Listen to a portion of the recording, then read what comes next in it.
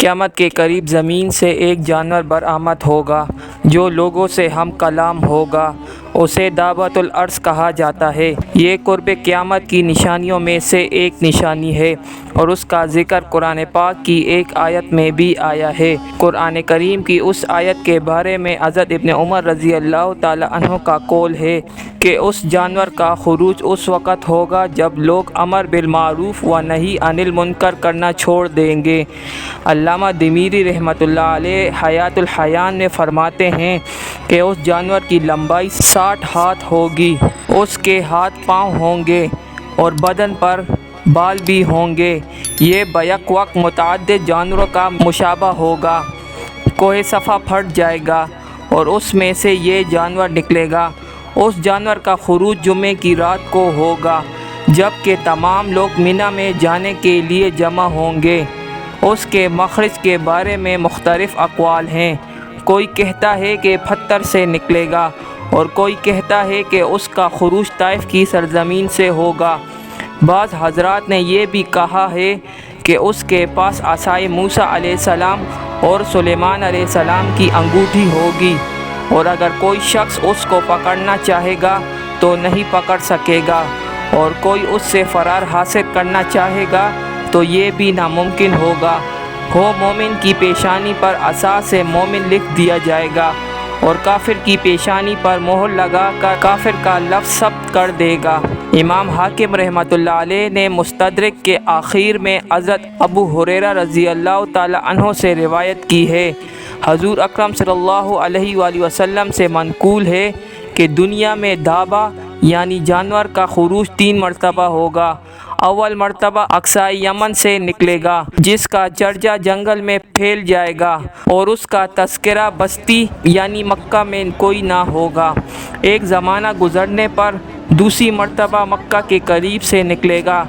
جس کا تذکرہ جنگل کے ساتھ ساتھ بستی یعنی مکہ میں بھی ہوگا۔ پھر ایک زمانہ گزر جائے گا تو ایک دن لوگ اس مسجد میں ہوں گے جو خدا کے نزدیک باعزت اور محبوب ہے، یعنی مسجد حرام میں، تو وہ جانور ان کے پاس رجوع نہیں کرے گا مگر اس حالت میں کہ وہ مسجد کے ایک کونے میں رکن اسود اور بنی مخزوم کے دروازے کے درمیان ہوگا،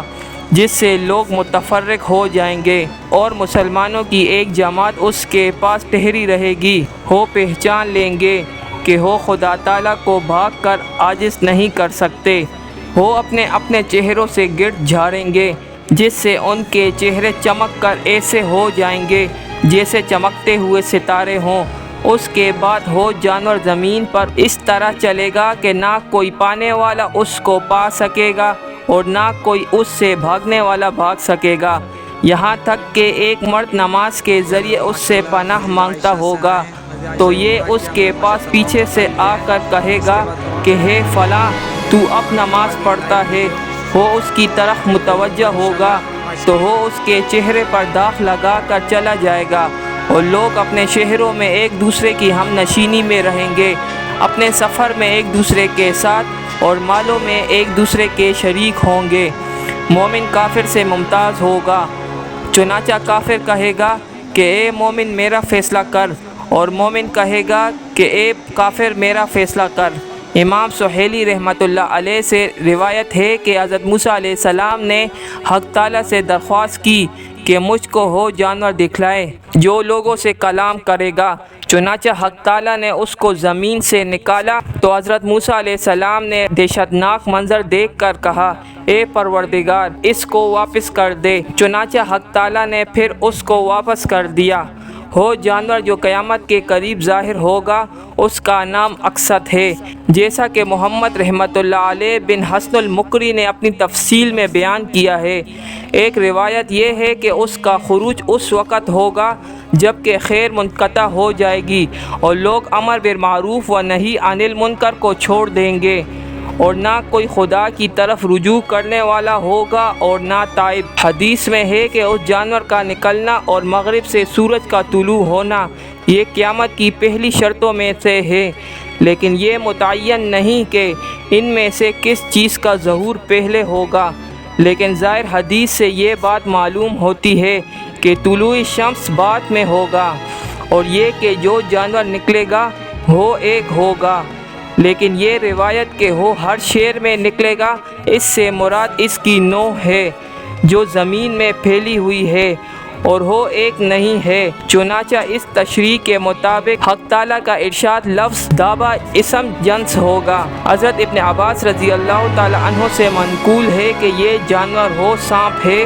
جو خانہ کعبہ کے اندر ہوگا۔ جس وقت قریش نے خانہ کعبہ کی تعمیر کا ارادہ کیا تھا تو عقاب پرندے نے اس سانپ کو خانہ کعبہ سے اچک کر اٹھا لیا اور اس کو لے جا کر ہجوم کے اندر ڈال دیا تھا اور وہاں کی زمین نے اس سانپ کو نگل لیا تھا۔ چنانچہ یہی جانور قیامت کے قریب صفا کے پاس سے نکلے گا اور لوگوں سے ہم کلام ہوگا۔ امام قرطبی رحمۃ اللہ علیہ نے فرمایا ہے کہ قرب قیامت میں نکلنے والا جانور حضرت صالح علیہ السلام کی اونٹنی کا بچہ ہے، کیونکہ حدیث شریف میں آیا ہے تخرج ولہا رعائی، کہ وہ نکلے گا اور اس کے لیے رغا بلبلانا ہوگا، اور رغا اونٹ کا ہی ہوتا ہے، یعنی لفظ رغا بلبلانا صرف اونٹ کے لیے خاص ہے۔